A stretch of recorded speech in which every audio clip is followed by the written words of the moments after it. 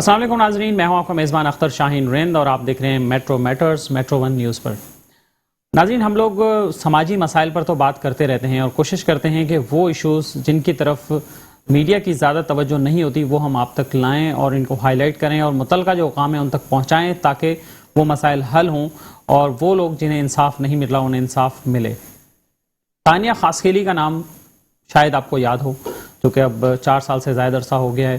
تانیہ خاسخیلی سندھ کی بیٹی تھی جسے اس کے گھر والوں کے سامنے، بہن بھائیوں کے سامنے ایک بدکردار آدمی نے، ایک وہ آدمی جو کہ ملزم آپ سے کہہ سکتے ہیں اور اس کے بارے میں یہ ہے کہ وہ ڈاکو بھی رہا ہے تو مجرم بھی ہو سکتا ہے، اس نے اس بچی کو جو کہ میٹرک کی طالبہ تھی صرف اس وجہ سے قتل کر دیا فائرنگ کر کے کہ اس بچی نے اس مجرم آدمی سے، اس بدکردار آدمی سے شادی کرنے سے انکار کر دیا تھا۔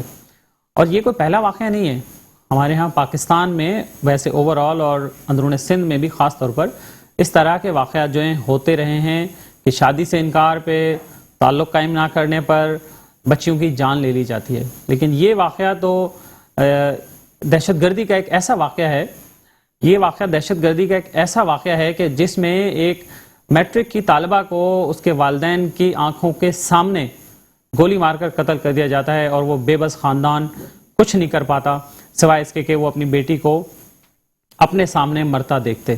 اسی موضوع پر ہم بات کریں گے۔ ہمارے ساتھ اسٹوڈیو میں اس وقت موجود ہیں محترم الطاف شکور صاحب جو کہ چیئرمین ہیں پاسبان ڈیموکریٹک پارٹی کے۔ السلام علیکم الطاف صاحب۔ وعلیکم السلام۔ بہت شکریہ ہمارے ساتھ شریک ہیں۔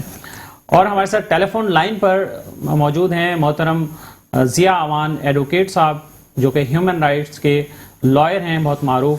السلام علیکم ضیاء صاحب۔ ضیاء صاحب آپ کو آواز آ رہی ہے؟ وعلیکم السلام۔ بہت شکریہ آپ کا ضیاء صاحب، بہت شارٹ نوٹس پہ آپ ہمیں اویلیبل ہوئے ہیں اور اس موضوع پر بات کرنے کے ہمارے ساتھ موجود ہیں۔ میں گفتگو کا آغاز کرنا چاہوں گا الطاف شکور صاحب آپ سے، اور یہ کیس تھوڑا سا پہلے بریف کر دیں، جو کہ ہمارا حافظہ ویسے اوور آل بھی کمزور ہے تو بہت سارے لوگوں کو شاید یہ یاد بھی نہیں ہوا کیس، تو بریف کر دیں تھوڑا سا کہ کیس تھا کیا اور کیوں ایسا ہوا۔ دیکھیے، دادو کے سببز میں پڑوس میں ہمارے وزیر اعلیٰ صاحب کے ہی پڑوس میں ایک خاندان ہے، ایک ٹیلر ماسٹر ہے جس کی 4 بیٹیاں ہیں اور 2 بیٹے ہیں، چھوٹا سا گھر ہے۔ یہ تانیہ خاسخیلی اس وقت میٹرک کی طالبہ تھی اور علاقے کا جو وڈیرا تھا اور ڈاکو بھی تھا، وہ خاندانی سارا ڈاکو ہے، اور ایک بھائی کی تو ان کی 10 لاکھ روپے سر کی قیمت بھی ہے۔ تو اس نے رشتہ مانگا ہوگا، چھیڑ چھاڑ بھی کرتا رہتا تھا، انہوں نے شکایت بھی کی پولیس سے کئی مرتبہ، آپ کو معلوم ہے کہ ہماری پولیس ماشاءاللہ۔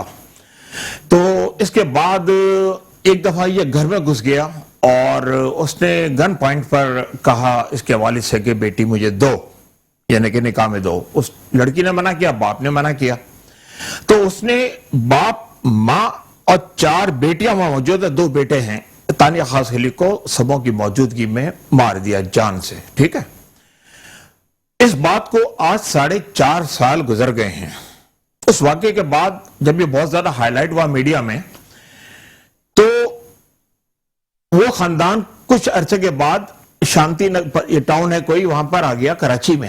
میں اس جا کے ملا اپنی ٹیم کے ساتھ اور میں نے کہا کہ بھیا آپ اپنا گھر چھوڑ کر کیوں یہاں آ گئے؟ اگر بھاگنا تھا تو اس قاتل کو بھاگنا چاہیے، آپ خود بھاگ کر یہاں آ گئے جیسے کہ قتل آپ نے کیا ہو۔ تو پتہ اس نے کیا جواب دیا؟ اس نے کہا الطاف شکور صاحب میرے 3، اشارہ کر کے کہا کہ میرے 3 اور بیٹیاں بھی ہیں، یعنی کہ اتنا مجبور ہے کہ اس کی بیٹی بھی قتل ہو گئی اور اس کے بعد بھی وہ مجبور ہے کیونکہ اس کو ہماری پولیس، ہماری انتظامیہ آپ کو معلوم ہے ٹوٹل کرپٹ ہے۔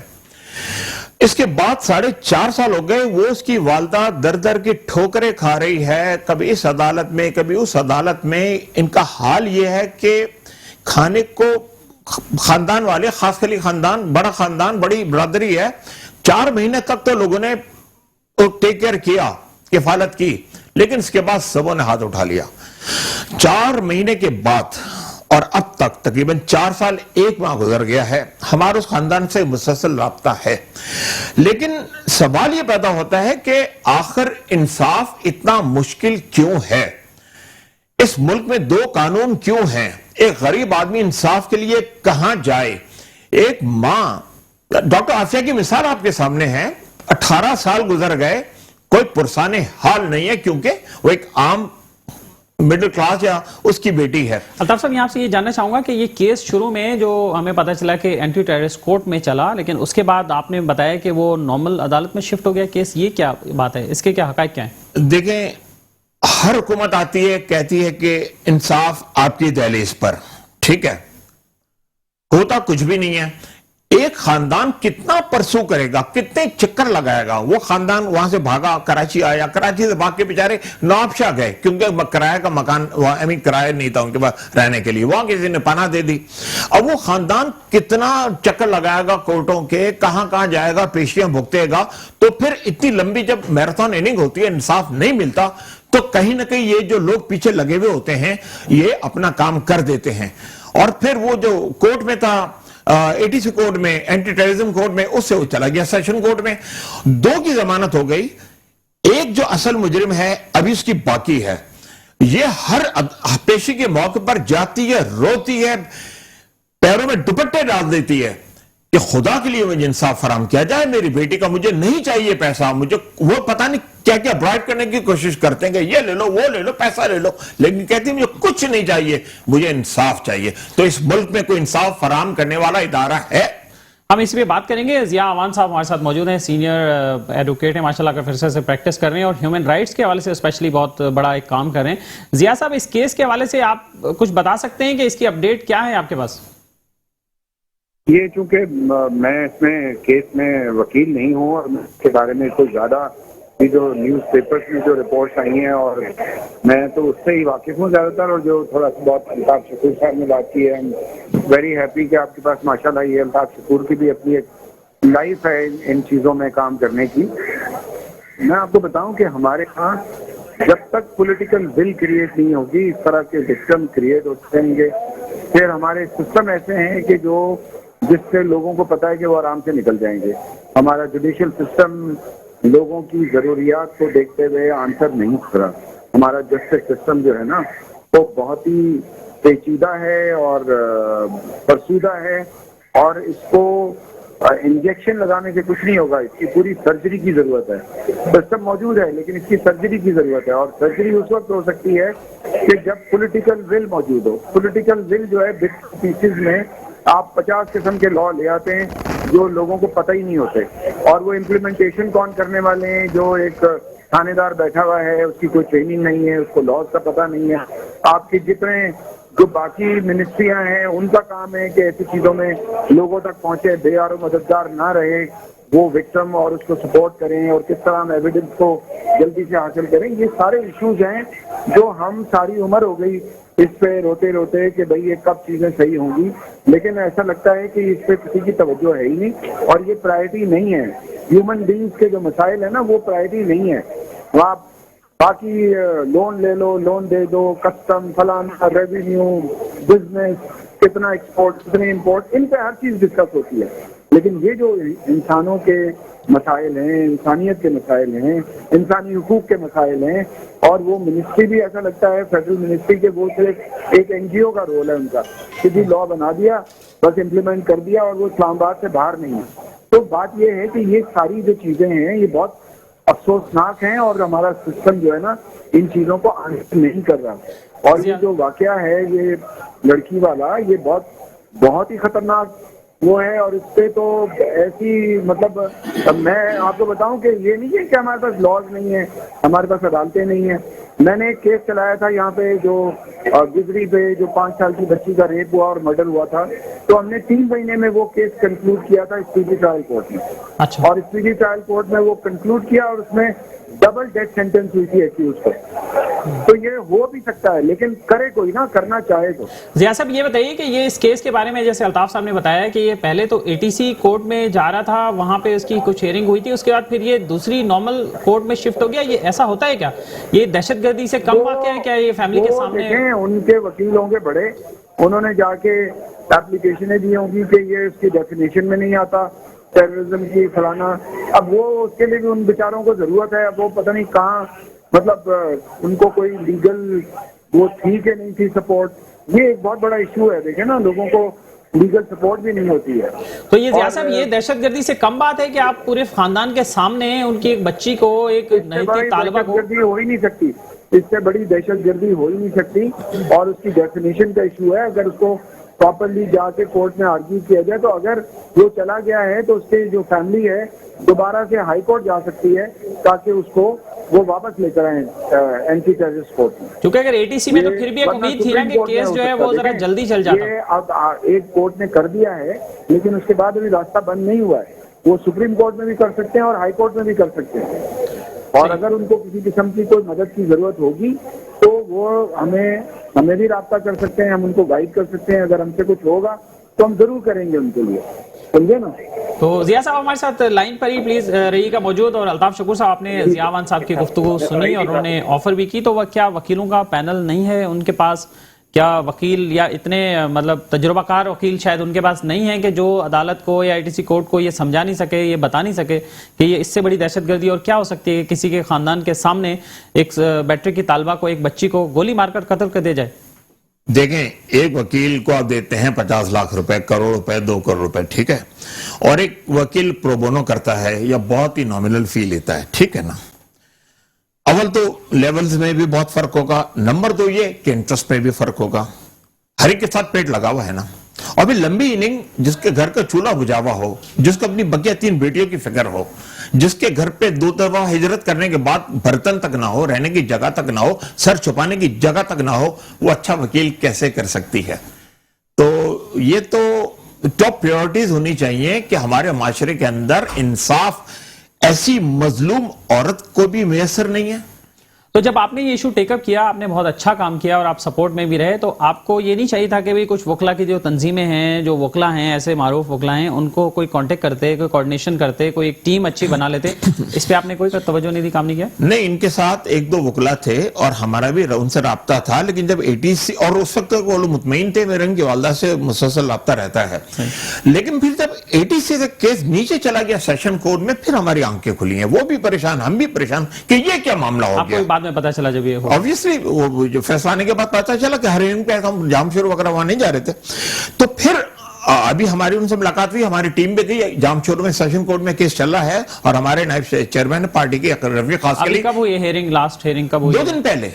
अच्छा जी हाँ। उसकी क्या पेशरफ्त हुई? उसकी पेशरफ्त यही है कि फैसला महफूज हो गया, क्योंकि तीसरे ने भी जमानत के लिए दिया हुआ है। अगर वो भी इसकी जमानत हो जाती है फिर तो केस खत्म। वो तो कहती है कि फिर मैं घर में रहूंगी कैसे, मेरे तो अपनी जान के लाले पड़े हुए हैं, और अगर मेन मुजरिम रिहा हो जाता है तो मेरी बच्चियों का मुस्तकबिल क्या होगा? ज़िया साहब, इस पे आप क्या तजवीज करते हैं? आपका क्या मशवरा है कि इस पे फौरी तौर पे क्या करना चाहिए? देखें, 2 मुलजमान की जमानत हो गई और तीसरा भी अगर वो जमानत हो जाती है तो फिर ये है, पहला काम तो ये है कि उनको, वो अगर वो ऑर्डर में देखेंगे जो कोर्ट ने किया है, किस बुनियाद पे किया है, किस को वापस भेजा है। नंबर 2, जो बेल का ऑर्डर हुआ है वो किस बुनियाद पे हुआ है। बेल कैंसिलेशन भी हो सकती है, और प्रोसिक्यूटर जनरल जो है सिंध के, उनको वो दरखास्त दे सकते हैं कि उनको एक अच्छा प्रोसिक्यूटर दिया जाए कि जो उनके केस को आगे लेकर चले। तो ये सारी चीजें हो सकती हैं। कुछ ऐसे हैं कि सिस्टम मौजूद है लेकिन हम उसको यूटिलाइज नहीं करते, लोगों को पता नहीं होता है। तो अब जब हमारे पास आते हैं तो जरूरी नहीं कि हम उनके लिए सारा काम कर रहे हों, और जो सरकार के सिस्टम है हम उनको उसमें भी भेजते हैं कि आप जाके इसको कोशिश करें कि कुछ हो जाए उनके लिए। तो इसमें ये आपसे भी कांटेक्ट कर सकते हैं, आप इनकी मदद कर सकते हैं इस केस में? मैंने बताया ना, वो राब्ता करेंगे तो फिर ये देखने के बाद उनको मशवरा दे सकते हैं कि वो क्या करें। ठीक है, बहुत शुक्रिया आपका ज़िया अवान साहब, हमारे साथ मौजूद रहे हैं, बहुत शुक्रिया आपका। लेकिन एक चीज का मैं इजाफा करूंगा, देखें बहुत इंपॉर्टेंट है, 1989 से लेकर 2021 तक जिस एक्ट के तहत सिंध पब्लिक सर्विस कमीशन में भर्तियां हुई हैं, चाहे वो पुलिस हो, चाहे वो इंतजामिया हो, चाहे वो हेल्थ एजुकेशन, कोई भी शोबा हो, इतनी करप्शन थी और इतनी फेवरिज्म थी कि जितना भी स्टफ सिंध के अंदर पिछले 32 सालों में आए ना, तो ये होता रहेगा। सिस्टम जितना भी अच्छा हो, इंप्लीमेंट कौन करेगा? अफराद करेंगे ना, इंसान मैन पावर करेगी।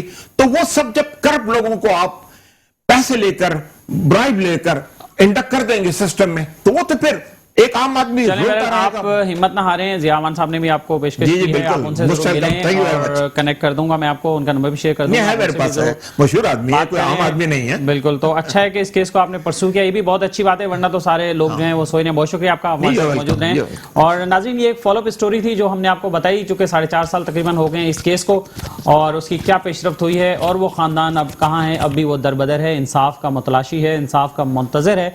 अब देखें कि उनको इंसाफ कब मिल पाता है। यहाँ लेते हैं एक ब्रेक, और ब्रेक के बाद दोबारा हाजिर होते हैं। वेलकम बैक नाजरीन, और अब हम बात करेंगे इकॉनमी की। कराची शहर जो है वो पूरे मुल्क की मईशत चलाता है, और ये बात कहते तो सभी हैं, लेकिन इसको ऑन करने के लिए तैयार नहीं है। कराची को सिर्फ निचोड़ा ही जा रहा होता है। हर वक्त बस ये देखा जाता है कि कराची से पैसे ज़्यादा से ज़्यादा कैसे निकालें, लेकिन कोई इस बात के लिए, ये बात सुनने के लिए भी तैयार नहीं है, या सुन लेते हैं तो अमल करने के लिए तैयार नहीं है कि भाई कराची को वापस भी तो कुछ दे दो, कराची में कुछ लगा भी तो दो, कराची का जो इंफ्रास्ट्रक्चर है इतना तबाह हो गया उसको भी तो कुछ दे दो। जब chief justice of Pakistan Karachi में होते हैं और मुख्तलिफ केसेस की हेयरिंग होती है, तो हमें सिर्फ उसी दौरान ही देखने को मिलता है कि जो मशीनरी है, सरकारी मशीनरी, वो एकदम बस भाग दौड़ मच जाती है उसमें और एकदम हरकत में आ जाती है, ग्राउंड पे भी नज़र आती है। उसके अलावा बाकी ऐसे लगता है कि सब सोते रहते हैं, कोई जो है अवामी मसला उसकी तरफ तवज्जो नहीं देते। हाल ही में चीफ जस्टिस पाकिस्तान ने फैसला दिया यहाँ पर कराची में नाजायज़ तजावुज़ात के ख़िलाफ़, और हुक्म दिया कि जितनी नाजायज़ तजावुज़ात हैं जो उस वक्त आइडेंटिफाई हुई थी और सामने आई थी, कि उन्हें फौरी तौर पर तोड़ा जाए, तोड़ने की कार्रवाई की जाए, जिसमें अलादीन पार्क का भी इलाका जो है वो शामिल है। उसके अलावा नस्ला टावर का मसला था, उसको गिराने का हुक्म दिया गया, और उसके अलावा भी कई एक तजावुज़ात का मसला था। लेकिन सूरत हाल ये हुई कि इस हुक्म के बाद जब कार्रवाई शुरू हुई, तो उससे ताजरों में और बिज़नेस कम्युनिटी में ख़ास तौर पर, और शहरियों में भी बड़े पैमाने पर बेचैनी जो है वो पैदा हुई। वो क्या मसला था और क्यों ताजिर बरादरी इस पर तहफ़्फ़ुज़ात का इजहार कर रही है, और वो तहफ़्फ़ुज़ात क्या हैं, हम इसी मौजू पे बात करेंगे। हमारे साथ स्टूडियो में मौजूद हैं मोहतरम आसिफ समसम साहब, जो कि association of builders and developers के सदर्न रीजन के साबिक चेयरमैन भी हैं, और FPCCI की सेंट्रल कमेटी कायमा कमेटी रियल इस्टेट सेक्टर के मरकजी कन्वीनियर भी हैं। वो हमारे साथ इस वक्त मौजूद हैं। अस्सलाम वालेकुम आसिफ साहब, बहुत शुक्रिया आपका। और हमारे साथ टेलीफोन लाइन पर मौजूद हैं सदर Karachi chamber of commerce and industry मोहतरम शारिक वोहरा साहब। अस्सलाम वालेकुम शारिक साहब। जी वालेकुम अस्सलाम। बहुत शुक्रिया शारिक साहब, आप ट्रैवलिंग में हैं लेकिन उसके बावजूद आप हमारे साथ मौजूद हैं। जी। तो हम बातचीत का आगाज जो है वो शारिक वोहरा साहब से ही करना चाहेंगे कि शारिक वोहरा साहब, ये बताइए कि क्या तहफ़्फ़ुज़ात हैं। आप लोगों ने प्रेस कॉन्फ्रेंस भी की थी, उसमें भी कुछ बातें की थी।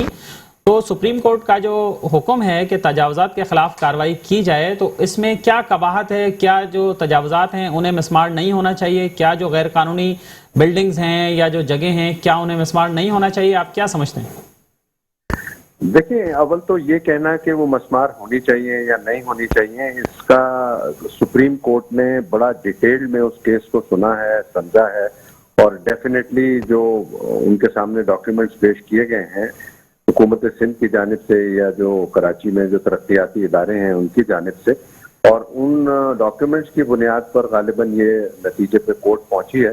तो मेरा जो पॉइंट ऑफ व्यू है या कराची चैम्बर का पॉइंट ऑफ व्यू ये है कि जरूरत इस अमर की है कि वो इदारे जो कराची की रेगुलेटरी अथॉरिटीज का हिस्सा हैं, SDCA, KDA और ऐसे दूसरे तमाम इदारे, क्लिफ्टन कैंटोनमेंट बोर्ड, DHA या दूसरे कैंटोनमेंट बोर्ड, ये उनकी जिम्मेदारी है कि उनके पास जो प्रॉपर्टीज का डेटा है और जो टाइटल के डॉक्यूमेंट्स हैं, वो उन्होंने क्यों नहीं इतनी जदीद IT के दौर में भी अपनी उन डॉक्यूमेंट्स को डिजिटाइज क्यों नहीं किया। एक छोटे छोटे शहरों के, दूसरे सूबों के छोटे छोटे शहरों ने अपने जो प्रॉपर्टी के डॉक्यूमेंट्स हैं उनको डिजिटाइज कर दिया, उनको ट्रांसपेरेंट कर दिया, उनको शफाफ कर दिया।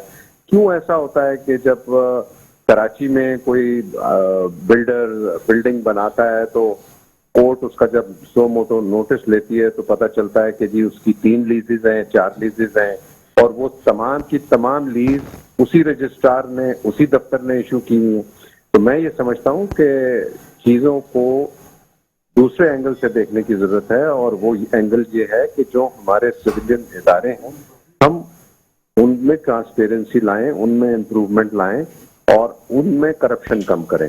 जहां तक देखें कोर्ट का ताल्लुक है या चीफ जस्टिस साहब का ताल्लुक है میں سمجھتا ہوں کہ ان کا ایک بڑا فوکس ہے کراچی پہ اور سندھ میں، اور اس کی کیا وجوہات ہیں اس کا تو میں اس پر تبصرہ نہیں کرنا چاہتا، لیکن میں یہ سمجھتا ہوں کہ کورٹ کی مداخلت سے کی بنا پر بھی میں آپ کو یقین سے کہتا ہوں اور ذمہ داری کے ساتھ کہتا ہوں کہ کراچی شہر کی جو ترقی ہے، خاص کر جو انڈسٹریلائزیشن ہے، وہ کورٹ کے بہت سارے آرڈرز کی وجہ سے رکی ہوئی ہے. اور میں آپ کے اور بھی فورمز پہ یہ کہتا ہوں کہ کورٹ کو بھی چاہیے کہ ان آرڈرز پہ مسلسل کام کرے، ریویو کرے، تاکہ کراچی شہر کی ترقی جو رکی ہوئی ہے، جس میں کہ ریزیڈینشیل گروتھ بھی ہے، انفراسٹرکچر کا گروتھ ہے اور انڈسٹریل گروتھ ہے، اس میں کام ہو سکے.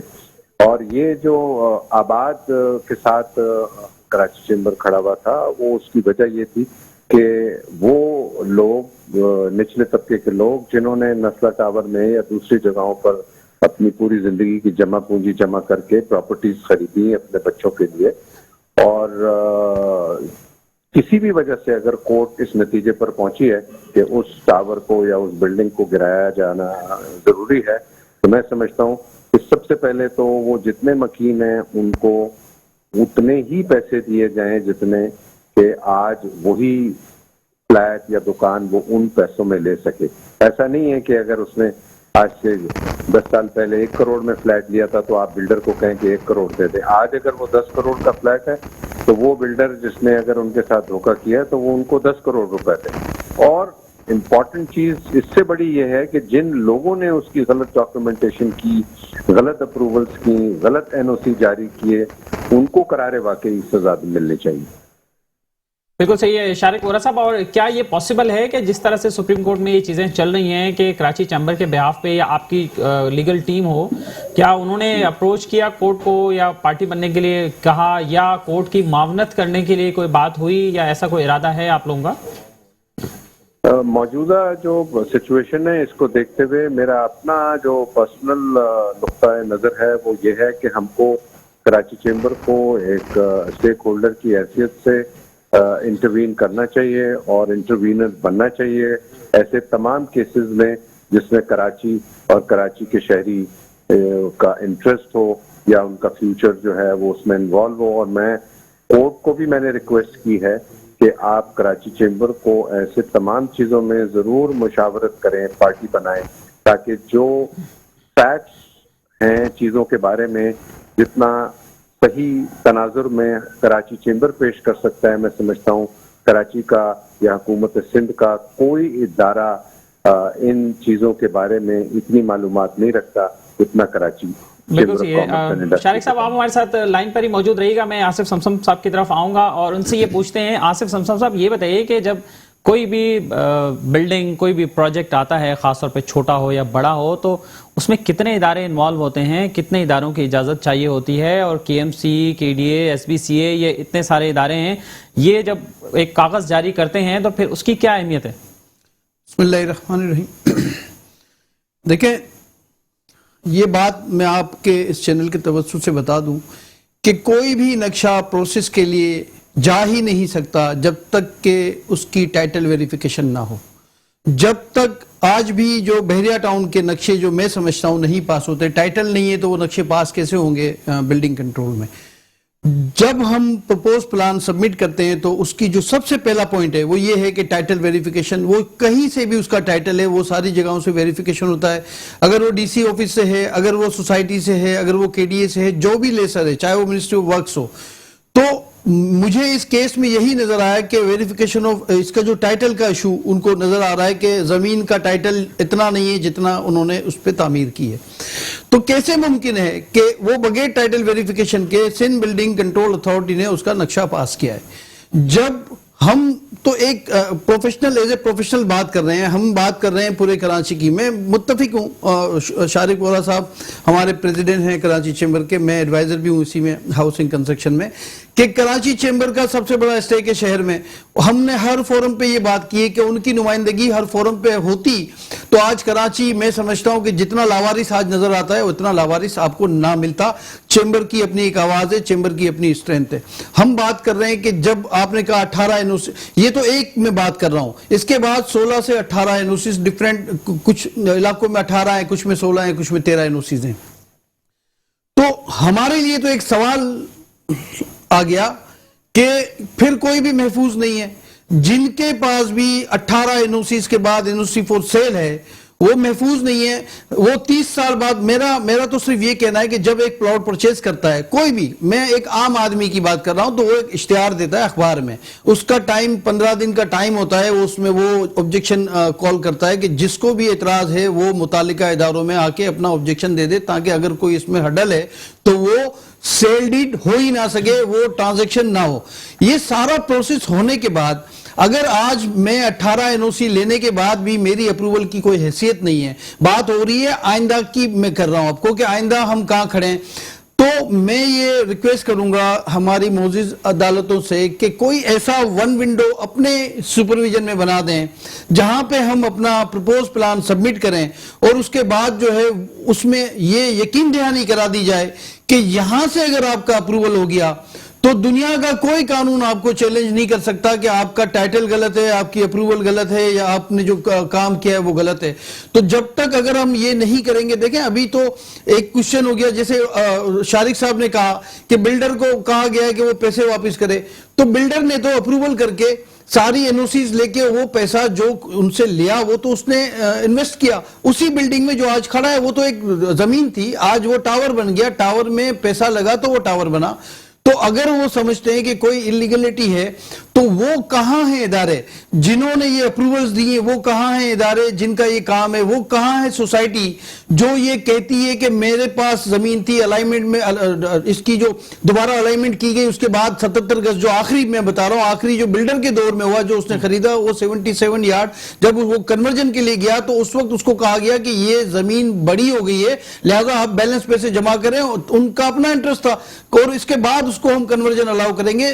رہی بات شارع فیصل کی, جس شارع فیصل کی بات کی جا رہی ہے, میٹروپولس سے ہم ایئرپورٹ پہ چلے جاتے ہیں اور الائنمنٹ چیک کر لیتے ہیں, 240 فٹ کی بات ہو رہی ہے جو میں نے سنا, اس 240 فٹ کی الائنمنٹ تو پورے شارع فیصل پہ ہونی چاہیے, ایک پہلی بات. دوسری بات یہ کہ جب ہم بات کر, دیکھیں ہم تو یہ دیکھ رہے ہیں کہ اگر کوئی ایسی چیز جس میں لوگوں کو, دیکھیں قانون بنتا ہے لوگوں کی بھلائی کے لیے, پوری دنیا میں ایک ہی فنامنا ہے کہ اگر کوئی بھی قانون بنایا جاتا ہے انسانوں کی بھلائی کے لیے بنایا جاتا ہے, انسانوں کو نقصان پہنچانے کے لیے آج تک دنیا میں کوئی قانون نہیں بنایا جاتا. اگر کوئی ایسا قانون ہے تو میں سمجھتا ہوں کہ اگر کوئی ایسی بات جو وہ کورٹ سمجھتی ہیں, ہم بڑا احترام کرتے ہیں اور ہمیشہ احترام کریں گے. ہم نے کہا نا کہ جب ہم کو مشکل آتی تھی تو ہم انہی کے پاس جاتے تھے جب بیوروکریسی ہمیں تھا, اور انہوں نے ہی ہمیں پروٹیکشن دی. لیکن اگر ہم بات کر رہے ہیں کہ یہاں پہ اگر کوئی ایسی چیز ہے تو جب اسلام آباد میں ہم بنی گالا کو ریگولائز کر سکتے ہیں, اس پہ بھی ہم بات کرتے ہیں. ایک کالر ہے ہمارے ساتھ لائیو, تو میں چاہوں گا کہ وہ بھی لے لیں. جی السلام علیکم, ہمارے ساتھ کون ہے لائن پہ؟ اچھا لائن ڈراپ ہو گئی ہے. جی, جب اسلام آباد میں ہم بنی گالا کو ریگولائز کر سکتے ہیں, جب ہم ٹوین ٹاور کو ریگولائز کر سکتے ہیں, تو دیکھیں نا بیسک تو ساری چیز وہی ہے کہ اس میں بھی وہ سمجھتے ہیں کہ وہ اس کی جو بنیادی جو لینڈ کا جو الاٹمنٹ تھا اس کی بنیاد جو تھی اس پہ وہ نہیں بنا. ٹوین ٹاور کا یہی ایشو تھا. اسی طرح اسی زمین کا جو بنی گالا ہے اس پہ بھی یہی ایشو تھا کہ یہ جو زمین جس پرپس کے لیے اس پرپس پہ یہ نہیں بننا چاہیے, لیکن آپ نے اس کو ریگولائز کیا. میں آپ سے, آپ کے چینل کی توسط سے میں ریکویسٹ کروں گا کہ پورے کراچی میں, دیکھیں یہ تاثر جانا ٹھیک نہیں, ہم تو دیکھیں پورے پاکستان میں اس سیکٹر کی نمائندگی کرتے ہیں, ہمیں جو تاثرات ملتے ہیں, ہمیں جو لوگوں کی فیڈ بیک ہے وہ یہ ہے کہ ایسا محسوس ہوتا ہے کہ کراچی کے ساتھ کوئی الگ قانون ہے اور باقی ملک کے شہروں کے ساتھ الگ قانون ہے. ہماری ہمیشہ سے خواہش ہے کہ جو اسلام آباد میں قانون ہو وہ پشاور میں ہو. پنجاب میں 6000 سوسائٹیز جو انلیگل ہیں ان کو ریگولائز کیا جا رہا ہے, ہم نے کبھی مخالفت نہیں کی. ٹوین ٹاور کو ریگولائز کیا گیا, ہم نے کبھی کوئی الفاظ اپنے نہیں کہے. بنی گالا کو کیونکہ ہم سمجھتے ہیں کہ توڑنا کسی بھی مسئلے کا حل نہیں ہے. 400 دکانیں الادین پارک کی ہوں, 450 ہوں, اور میں آپ نے تجاوزات کی بات شروع کی تھی, میں آپ کو بتاؤں 2018 سے تجاوزات کے خلاف آپریشن یا اس کو ختم کرنے کے سپریم کورٹ کے آرڈر ہیں, اور میں سمجھتا ہوں سب سے بڑے وکٹم ہم لوگ ہیں تجاوزات کے. جو کراچی آئیٹس ہیں سب سے زیادہ متاثر ان تجاوزات سے ہمارے کراچی کے لوگ ہیں, اور ہم تو خود چاہتے ہیں کہ تجاوزات نہ ہوں. ہم کیسے اسٹینڈ لے سکتے ہیں یا کیسے سپورٹ کر سکتے ہیں کسی بھی تجاوزات کو, لیکن ہم سمجھتے ہیں کہ جو لیگل فریم میں رہتے ہوئے جو کام کیا گیا ہے, اور اگر اس میں کوئی ایسی چیز ہے جو نہیں ہونی چاہیے تھی تو وہ متعلقہ ادارے جنہوں نے ٹائٹل ویریفیکیشن, دیکھیں بیسک ہے ٹائٹل ویریفیکیشن. ٹھیک ہے. ٹھیک ہے، بہت شکریہ آصف سمسم صاحب. اور شارق وورا صاحب، آپ فائنل کامنٹ کیا کرنا چاہیں گے؟ کیا واقعی یہ ایسا تاثر ہے کہ کراچی کے ساتھ سوتلی ماں جیسا سلوک ہو رہا ہے اور باقی ملک میں ریگولائزیشن الاؤ ہو رہی ہے لیکن کراچی میں نہیں ہو رہی؟ کیا ایسا ہے؟ دیکھیں، فرسٹ آف آل تو یہ ہے کہ ہر صوبہ جو ہے وہ مجھے ایسا محسوس ہوتا ہے کہ وہ خود مختار ہے، لیکن شاید ہمارا جو صوبہ ہے اس کی خود مختاری جو ہے اس کی شاید پرسنٹیج کچھ کم ہے، اور اسی لیے دوسرے وہ ادارے جو کہ جن کا شہر یا سندھ سے کوئی تعلق نہیں ہوتا وہ اس کے مقدر کا اعلان کرتے رہتے ہیں. تو سب سے پہلے تو ضرورت اس چیز کی ہے کہ کراچی اور سندھ پرابیبلی اس کو، وہی میں یہ آصف کی بات سے بالکل ایگری کرتا ہوں کہ یونیفارمٹی ہونی چاہیے لا کی اپلیکیشن میں، اور جب اگر لا جو ہے وہ ڈسٹارٹیڈلی آپ اپلائی کریں گے تو لوگوں میں فرسٹریشن پیدا ہوگا. اور جہاں تک جو بلڈنگ کنٹرول اتھارٹی کا رول ہے، میں سمجھتا ہوں کہ اس کو بہت زیادہ امپروو ہونے کی ضرورت ہے. اس کا جو ہیومن ریسورس ہے، اس کے جو چیفز ہیں، جو وہاں پر کوالٹی آف مینجمنٹ ہے، اس کو امپروو ہونا ہوگا. اس میں ایسے لوگوں کو آپ کو لانا ہوگا جن کی انٹیگریٹی ٹھیک ہو، جو بلا خوف و خطر کسی پولیٹیکل پریشر کے بغیر کام کریں اور ٹھیک کام کریں، تاکہ کراچی کے لوگ اور آئندہ آنے والی نسلیں جو ہیں وہ ایک بہتر کراچی میں زندگی. بہت شکریہ آپ کا. شارق وورا صاحب ہمارے ساتھ موجود رہے ہیں. وقت کی قلت ہے، انشاءاللہ پھر آپ کو دوبارہ بھی زحمت دیں گے. اور آصف صاحب، آپ آخری بات کیا کہنا چاہیں گے؟ بس میں یہی کہوں گا کہ دیکھیں، اعتماد بحال کرنا ہوگا. یہ جو معاملات ہیں اس میں میں یہی کہہ رہا تھا کہ انکروچمنٹ کے خلاف جو آرڈرز ہیں 2018 سے، تو ہم نے اور آپ نے، ہم سب وٹنس ہیں کہ ریٹ بڑھ جاتے ہیں انکروچمنٹ ختم کرنے والی ایجنسیوں کے، کہ بڑی سختی ہے. اور دیکھیں یہ آرڈرز ہے تو آپ ہمیں تھوڑے سے ریٹ آپ کو بڑھانے پڑیں گے، ورنہ ہمیں اس کو روکنا. دکانی چمکتی رہتی ہے، باقی سب خوار ہو جاتے ہیں. ان آرڈر سے وہ جو ہونا چاہیے، جو اچھے آرڈرز ہیں، جو اس کا نتیجہ آنا چاہیے، اس کا برعکس ہو جاتا ہے، ریٹ بڑھ جاتے ہیں. بہت شکریہ آپ کا صاحب، آپ ہمارے ساتھ موجود رہے ہیں اور ہم نے اس پہ گفتگو کی ہے. ناظرین، ہم نے کوشش کی ہے کہ اس پہ جو تاجر برادری ہے ان کا کیا کہنا ہے اور کیا تحفظات ہیں، شہریوں کے بھی کیا تحفظات ہیں، اس پر بات کی جائے. یہاں لیتے ہیں ایک بریک، اور بریک کے بعد دوبارہ حاضر ہوتے ہیں. ویلکم بیک ناظرین. اور اب ہم بات کرتے ہیں کراچی شہر کی لیاری ایکسپریس وے، جو کہ بہت ہی شارٹ ایک راستہ ہے جس میں شہری سفر کرتے ہیں صبح کے اوقات میں، شام کے اوقات میں، اور وہ اسے محفوظ تصور کرتے ہیں اور اس میں وقت کی بچت ہوتی ہے، تو اپنے دفاتر کو، فیکٹریز کو، کام کی جگہوں پہ لوگ بآسانی پہنچ جاتے ہیں.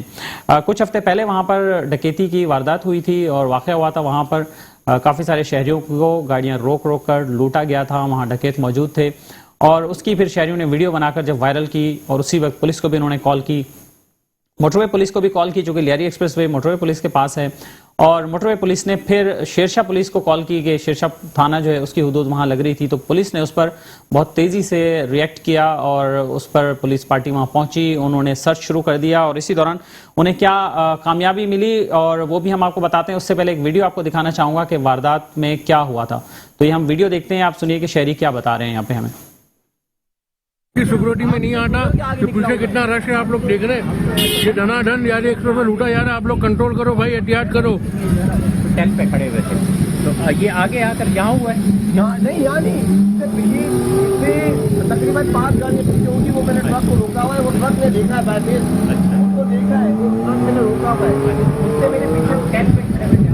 ہمیں تو کسی نے آ کر ٹریول کر رہا تھا، گاڑی اچانک خراب ہو گئی. میں نے موٹر وے پولیس جی آپ نے ویڈیو دیکھی، یہ آپ نے ویڈیو دیکھی. شہری جو ہے وہ جب واردات ہوئی تھی اس کے بعد فوراً انہوں نے ویڈیو بنا کر یہ وائرل کی تھی اور اس میں بتا رہے تھے کہ کیا واردات ہوئی تھی. اس کے بعد جب موٹر وے پولیس کو اطلاع ملی، انہوں نے شیرشاہ پولیس کو اطلاع دی. تو شیرشاہ پولیس نے کیا کارروائی کی، ہمارے ساتھ اس وقت ٹیلی فون لائن پر موجود ہیں SHO تھانہ شیرشاہ چودھری شاہد صاحب. السلام علیکم شاہد صاحب.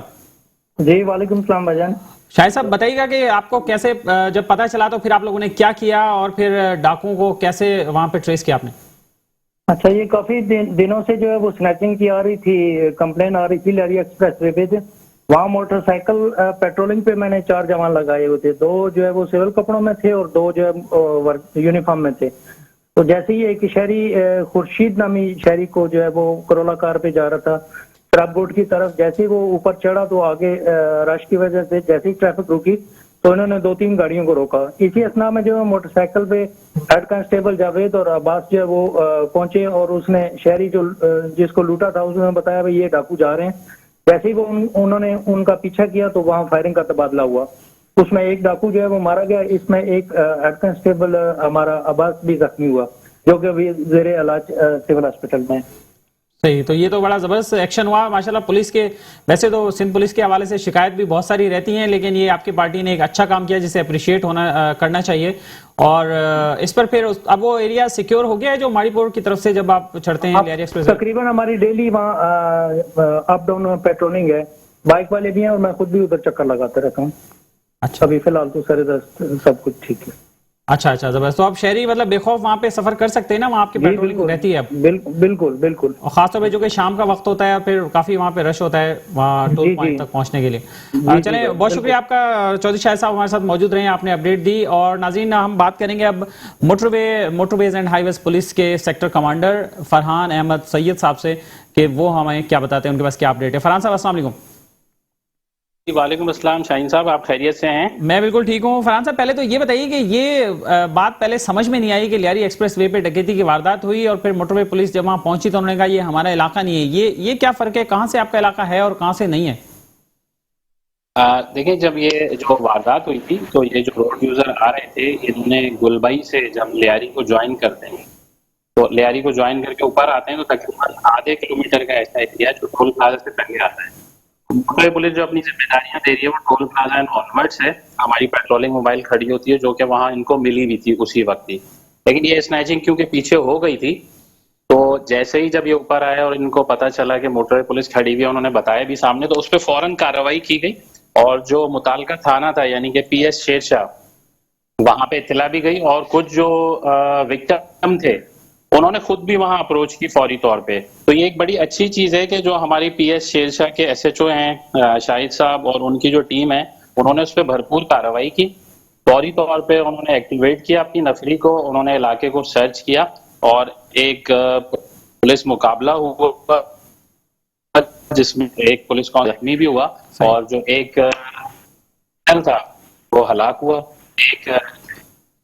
تو یہ تو چلیں بڑا زبردست ہو گیا کہ فوری ایکشن ہو گیا اس پر. تو آپ کیا شہریوں کو مشورہ دینا چاہیں گے لیاری ایکسپریس وے پہ جو لوگ سفر کر رہے ہیں, ان کو کیا مشورہ دینا چاہیں گے؟ نہیں, لوگوں کے لیے ایک بہت بڑی سہولت ہے کراچی کے جی کیونکہ جب لیاری ایکسپریس وے موجود ایکسپریس وے ایک بہت اچھا پروجیکٹ ہے N H A, motorway police اس پہ ڈیپیوٹ ہے, ٹریفک کو بہت ریگولیٹ.